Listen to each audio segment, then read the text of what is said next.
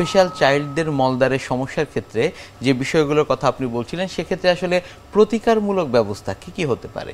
আমরা প্রথমত তাদের যাতে এই ধরনের সমস্যা তৈরি না হয় সেজন্য আমরা ব্যবস্থাগুলো নিয়ে থাকি। এর পাশাপাশি আমরা কিছু চিকিৎসাও দিয়ে থাকি। যখন দেখি যে দীর্ঘদিন যাবৎ সে মলত্যাগ না করার ফলে তার মলদ্বারের ভিতরে কোনো একটা শক্ত চাকার মতো তৈরি হয়ে আছে, তখন অতি অবশ্যই এইটাকে আমরা রিলিফ করে দিই। এইটার রিলিফটা যে সরাসরি কোনো ওষুধের মাধ্যমে হয় তা হয় না।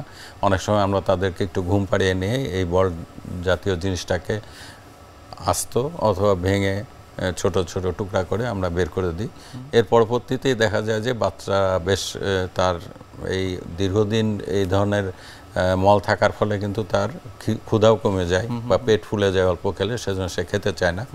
এটা বের করে দেওয়ার পরপরই দেখা যায় যে সে স্বাভাবিক জীবনে আসছে বা স্বাভাবিক মলত্যাগ করছে বা স্বাভাবিক খাবার দাবার গ্রহণ করছে। সেই জিনিসটাকে আমরা নিয়মিত করার জন্য কিছু ওষুধ প্রয়োগ করে থাকি।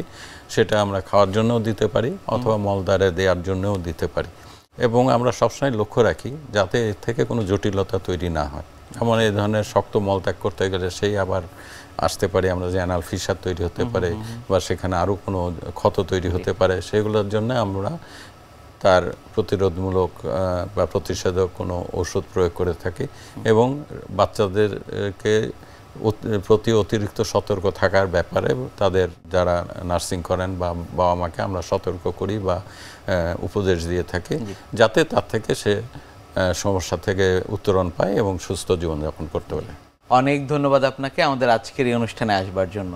আপনাকেও ধন্যবাদ এবং এনটিভিকেও অসংখ্য ধন্যবাদ জানাচ্ছি এই ধরনের আয়োজন করার জন্য। বিশ্বের যে কোনো প্রান্ত থেকে যে কোনো সময় আপনাদের পছন্দের অনুষ্ঠান স্বাস্থ্য প্রতিদিন দেখতে ভিজিট করুন আমাদের পূর্ণাঙ্গ ওয়েব পোর্টাল www.ntvbd.com এ।